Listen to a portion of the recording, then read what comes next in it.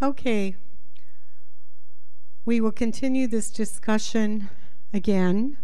And as I mentioned earlier, we were going to hear from a survivor at the podium to give you another experience. So again, we ask that you take your chairs and face the podium. Those of you who have your backs to the chair so you can hear our survivor. And I want to introduce her to you, tell you something about her. She is a child survivor, meaning that she was a child, very young, when the war broke out. Her name is Judy Rodan. She was born in Czechoslovakia in a village called Berechovo. In 1938, at the age of 6, her entire family was taken to Auschwitz, with the last deportation of the 450,000 Hungarian Jews. Judy lost her entire family and became what you call a hidden child. And thanks to a savior, a Christian woman, who kept her in a basement, hidden from the world, Judy is considered the only child survivor from her town of 11,000 people. After the Holocaust, Judy learned to find the good in every situation and flourished. She obtained a degree in philosophy at the age of 50, and she helps others with voluntary work of therapy and loving kindness. Please welcome Mrs. Judy Rodan. It's a pleasure to have her with us today. As she's coming up to the podium, I wanted to give her daughter, who's with us today, and with her Elizabeth Schoenfeld, a shout out. She's a gloriously talented filmmaker who is responsible for the making of an extraordinary bilingual English and Spanish film called The Absence, which she wrote, produced, and directed, and which we highly recommend as a superb educational resource for any of the teachers here that are interested. And again, please welcome Judy Rodan.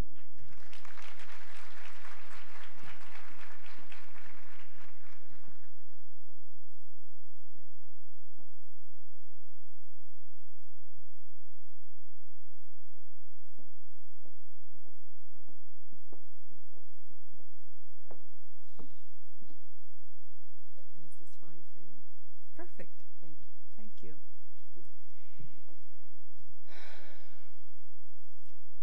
At the age of 6, my mother, my younger brother, 3 years old, and I went to visit my grandmother's house, practically across the street.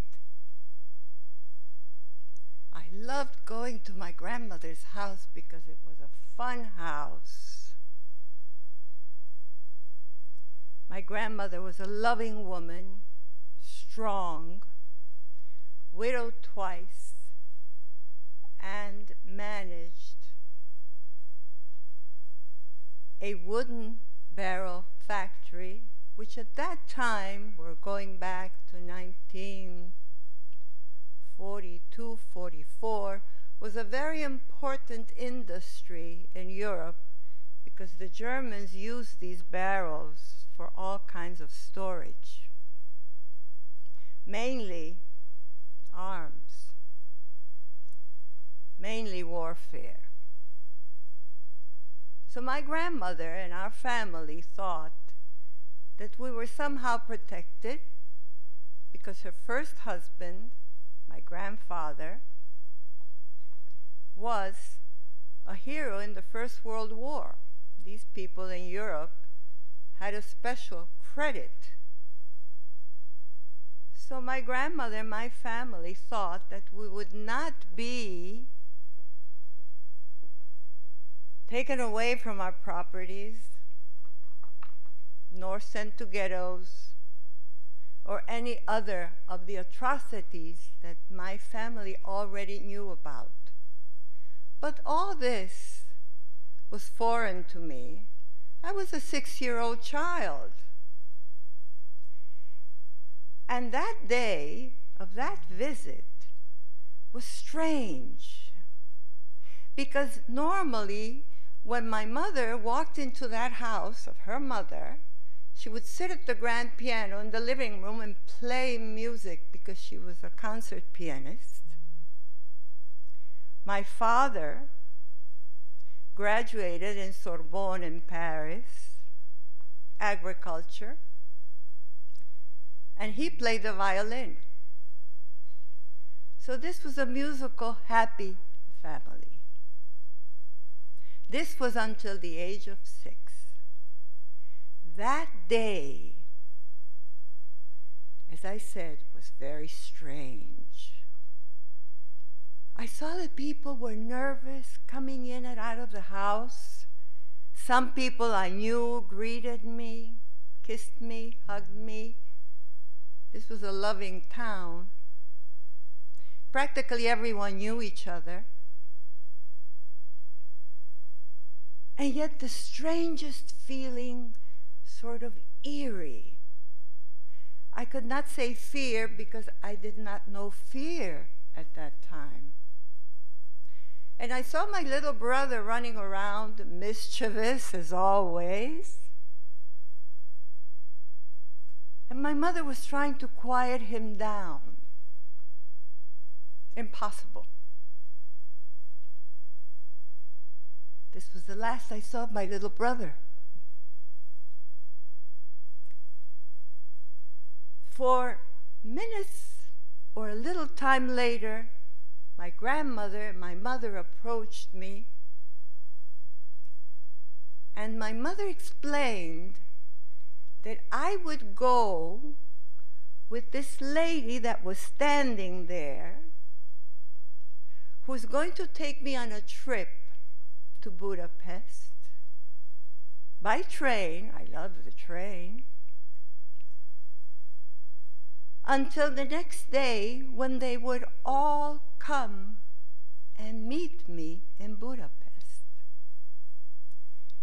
My mother explained that she was not leaving yet because she's waiting for my father to come home from the front. He was a soldier in the Czechoslovakian army. Nobody was brave enough to tell my mother that my father was already dead at that time. Killed during that war. You see, my mother was a romantic, and my grandmother feared that my mother would go to pieces if she would really know the truth. So this lady, Mrs. Varias, a nice Christian lady, whom I realized was really a very good friend of my grandmother's because her husband was the manager of the factory. Yes, I took her hand and I trusted her. I was adamant at leaving all this beauty, but at that moment it was a very unpleasant sight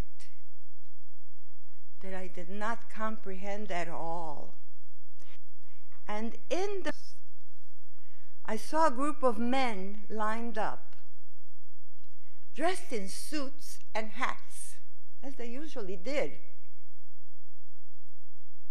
And behind each man was a bundle of shine. The sun was shining on the back of every man. And then I saw, which later I realized must have been a Gestapo officer, with sacks, picking up that bundle of jewelry from the back of each man. I understood later that this was to hinder, help the war for the Germans. They were collecting jewelry because you see at that time money had practically no value. So jewelry was the currency. It was a sad moment when I left, but I was waiting for the next day. First the train ride, which was exciting, and the next day my family would join me.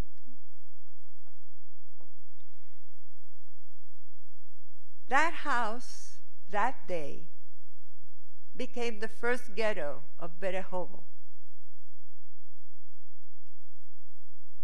Later on, all the people from there were taken to the second ghetto in the same town. And my grandmother, my kid brother, my brother, several members of the family, of course, were ghettoed first and then sent to Auschwitz for their final extermination. That's when I became an orphan. How many of you here have experienced a loss of that kind, or know of anyone close to you that have experienced become an orphan at a young age or at whatever age? Please stand.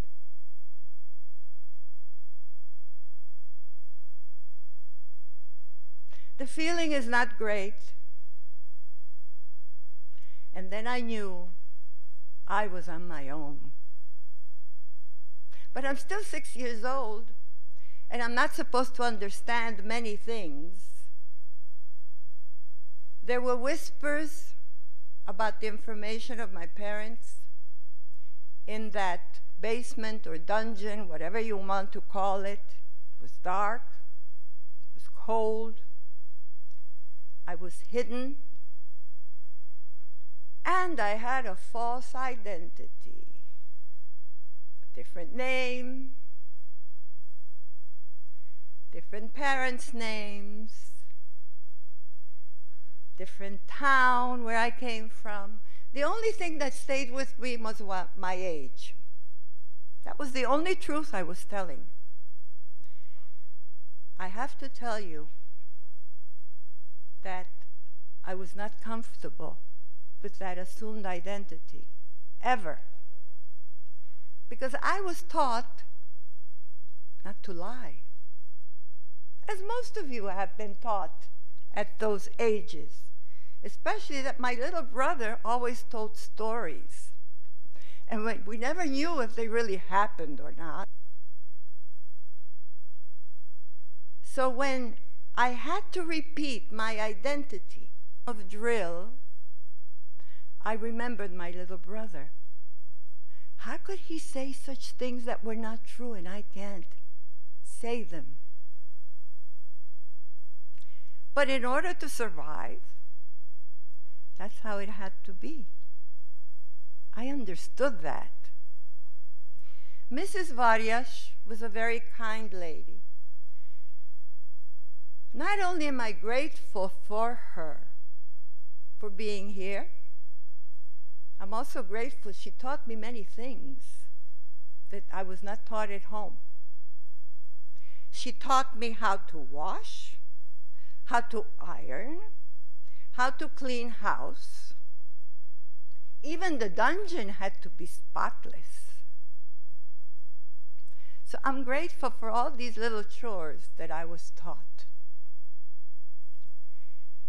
There came a moment or a time when it was not safe for me to stay in that basement with Mrs. Varias. First of all, she had no reason to stay there. She was a free woman. But she was not a free woman because she was hiding a Jewish child. And that was capital punishment in the Nazi world. So I was taken to Sion, a French Jesuit order who were very kind, lovely, beautiful nuns. And they taught me from day one how to have a smile. That smile that they taught me saved a lot of my skins. They were disciplinarians, tough, and yet sweet at the same time. Let me tell you why. I don't remember if it was every day that the Gestapo officers had us line up in front of that convent up on a hill. But as soon as we heard the sirens, we knew we had to line up outside, no matter what the weather was. And as we lined up, we had to wait for the officers, and when they would spot us with their sticks, we had to blurt out our complete identity and not falter. We were all dressed pitch black garbs, from the neck down to about 3-4 inches below the knee, and then a black pair of stockings would come. No skin was allowed. You're looking at a nun here, practically, because I did the first communion at that convent, and I was very much into it. When that lineup came up, there was nervousness. I realized that maybe there was one or two more other children under false identity. You see, I knew about my Jewish religion, but now I knew I had to be a Catholic in order to survive. Another lie. Not comfortable. So I became a French-speaking, only French, supposedly future nun. That was my thought. This black garb was very uncomfortable for me, coming from that spoiled Jewish family, a beautiful dress with every holiday. And the black garb never changed. But I was very happy because we also got a red belt, stunning, and the other accessory was a red grow ribbon around your neck, low, and at the end there was an elephant tooth carved cross. That was stunning, and I was happy. I felt very elegant in that garb. But there is a but. If you were mischievous, the belt had to go for a week as punishment. And if again you were mischievous, the cross had to go again for a punishment. I never saw both of them at the same time. Now I realize I was a rebel. But I was very upset when they took it away. One night in the convent, with all of this disciplinarian behavior impelled upon us, I just couldn't sleep. Nothing bothered me at the convent. In fact, I was quite at ease. Lonely, sad, but at ease. I knew there was no other way. But the encounters with the officers were very traumatic. And as we go to that lineup, the Mother Superior approached the lineup. She was a tall, beautiful nun. Have you seen the nuns, how they dressed in those times? Black garb and this beautiful white headpiece that came down like this. Does anybody remember that? Okay. Stunning woman and very sweet. And as we headed for the lineup, she popped a piece of candy in my mouth. Girls and boys, a piece of candy in the war was like a 50-carat diamond today in your hands. It was non-existent. What did that piece of candy do for me? It uplifted me. You know, a sugar rush. And I was able to blurt out that false identity with no problem. In fact, I thought I was getting pretty good at it. But it was still a lie. So that one night, after the sugar rush, I guess it lasted for a while, I was also excited about the candy and excited that okay. But that night I just couldn't get to sleep. There were maybe 100 or maybe more little beds. We were all around 5, 6, 7-year-old girls. And the lights went out at 7:30. The lights were gas lamps. You know those? You probably see them in an old store. Those flickers went out, and we had to sleep. No other way. No reading, no television, no cell phones, nothing. No talk. That was difficult.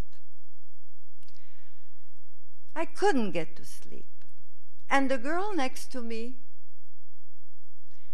I believe she had asthma, or maybe she was also concealing her identity, I will never know, was snoring and coughing and wheezing, and this, of course, could not make me go to sleep at all. So I decided to venture a little walk, but under the beds, so the nuns stationed at the door would not spot me. And as I was crawling under the beds, one of the girls woke up. All I wanted to do was talk or play or do something and not be alone there on that bed. But she woke up and started to scream. The nuns rushed in and started to see what was happening. The next day, I was marched into my friend, the Mother Superior's office, like a criminal. No belt, no cross, just black. What had happened? The Mother Superior immediately indicated me to a corner in her room and to kneel. The kneeling was done on pebbles, little stones that somehow all had sharp edges. That's painful. And then when she thought that I had had enough of pain, why I did what I did, I could not answer. I could not tell her what I did and why I did it and how wrong was it. I felt nothing wrong with it. But then she explained to me something about discipline, and that also helped me in my life. That discipline talk came in very handy. For you see, after the war, 18 years of different homes with strange people that were wonderful to me, and I'm ever grateful to them. because they were loving and kind and understanding. That discipline helped a great deal. The talk. After those 18 homes in several countries, I married my husband, 43 years, wonderful man, 3 great children. In spite of it all, I was able to do some studying as well, work, and the work that I like. And the daughter who created this opus that I'm sure you will get to see, thanks to Rosita and this entire team that does wonders. And you kids, girls and boys. Somebody mentioned here Rosa Parks.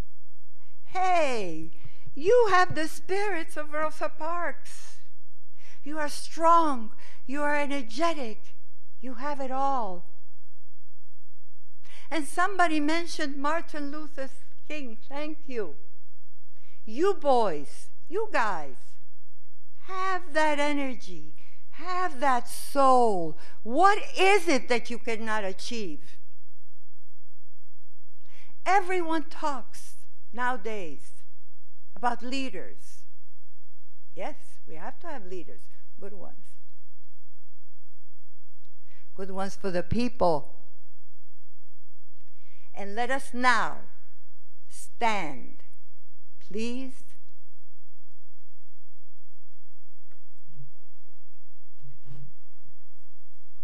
Thank you.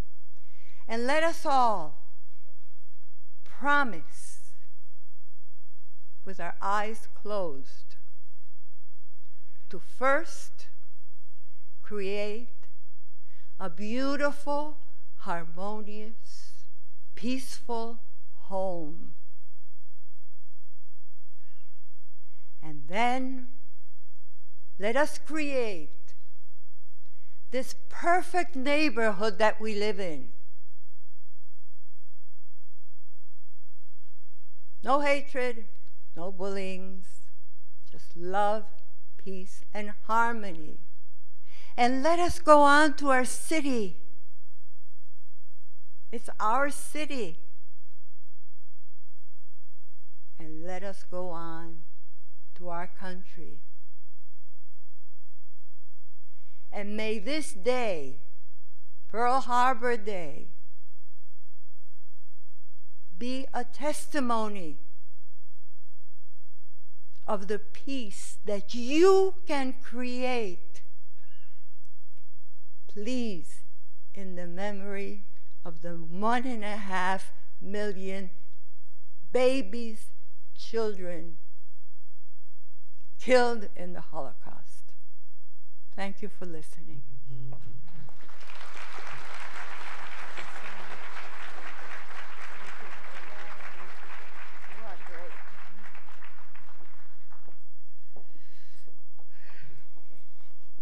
Judy, I know how difficult it is, and especially the story of being a child. You truly are a testament to the authentic memory of the Holocaust. And I have to tell you, we thank you, and we want to give you another wonderful round of applause, please.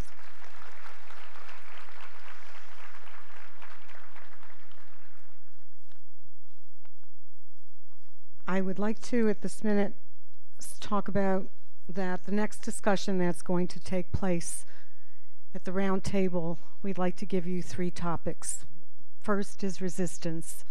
I know many of you have wondered, asked the question, why wasn't there any resistance? Why did survivors go like sheep to the slaughter? Nothing could be further than the truth. And I've said this every single Student Awareness Day, that living every moment of every day during the Holocaust, when survivors on tape tell you to die was easy, as I mentioned earlier, or many have told us to put their hands right on the electric wires, that was easy. But to live every minute of every day was that spiritual act of resistance. And yes, there was armed resistance. And yes, there was the Warsaw Ghetto Uprising that lasted longer against any country with Molotov cocktails. And the only way the Warsaw Ghetto Uprising could be finished is for the Nazis to have burnt it to the ground. And we have all our heroes there. We have a survivor who wrote a book on it, Sam Lato. Fortunately, he's not here, but every Student Awareness Day that he showed up in, he said, "Don't tell me it didn't happen. I was there. I fought. I was a resistance." The other thing we really want you to focus on is to remember that Liberation 1945, our parents did not go home and live happily ever after. There was no home to go to. There was no family in most cases. There were no ticker tape parades. There were no yellow ribbons on the old oak trees. For many of the survivors, they were interned again in displaced persons camp, where many of the children of survivors, such as myself, were born. And many times they were interned in these camps with perpetrators until this was brought to the attention of the government by two young men in the Harrison Report. They made all the difference. And in those DP camps, hundreds of them, thousands even, throughout Europe, what happened? The biggest baby boom in Jewish history. This was an act of resistance, defiance, because there was no way that survivors were going to give Hitler a posthumous victory. And life was reborn. All of the schools started there. Leonard Bernstein, who was famous, went from camp to camp to camp singing these songs with his orchestra. And also, let's talk about those incredible humanitarians, the rescuers, the countries, the individuals who rose to the highest mountain of humanity to save a life, knowing, and you've just heard Judy talk about her experience, that if it wasn't for these individuals who saved her or hid her, and there are many survivors here who've had similar experiences. So despite the darkness and the inhumanity, there was humanity, there was a light. So I ask that you take your chairs, turn them inward, and continue your discussion. And all right, and then during the discussion, I know that you're going to be tapped on the table and be told that lunch is being served. We ask that one of the students at each table find out what survivors would like at their sandwiches, which are kosher. There's turkey, egg salad, tuna, and veggie. So whatever they would like, would you please bring it to them? And then we will continue the discussion.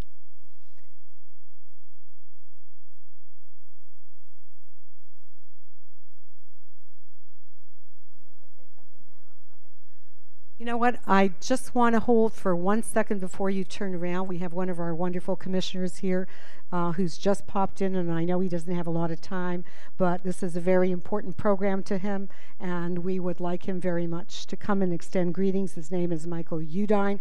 I don't know how many of you know him, and he's with Broward County Commission. So please put your hands together, and he's going to say hi. Thank you so much.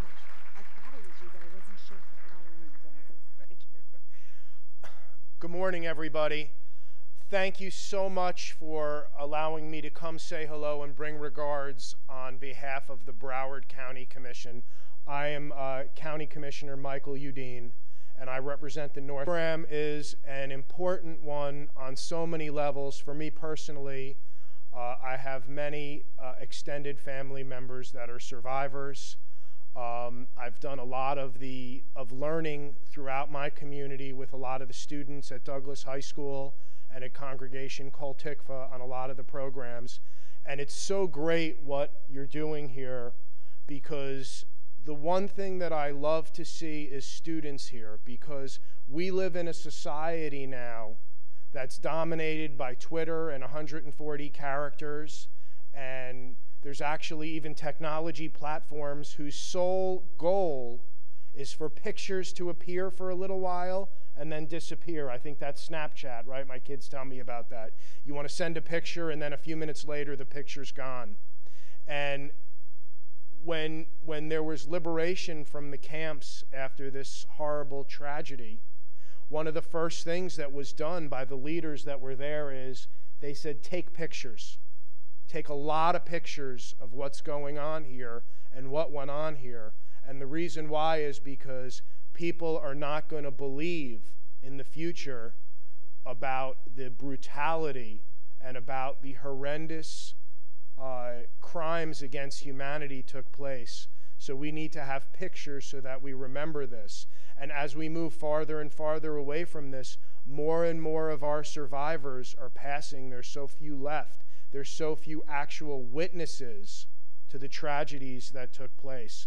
So I'm grateful for these programs so that my generation, the younger people, the next generation, and every generation can remember, and we can make sure that this never happens again, and we can have a record that we can pass along from generation to generation to understand and to tell people that we don't want to tolerate bullying, that we don't want to tolerate evilness, and we want to perform random acts of kindness to make the world a better place. So thank you for allowing me to say a few words. I appreciate everything that you do, and I always look forward to supporting the center. Thank you. Thank you, support of all of our efforts and including our building. So thank you, thank you, thank you. So again, please, your chairs are inward, and we will be serving lunch, which you will be picking up, so the next half hour or so.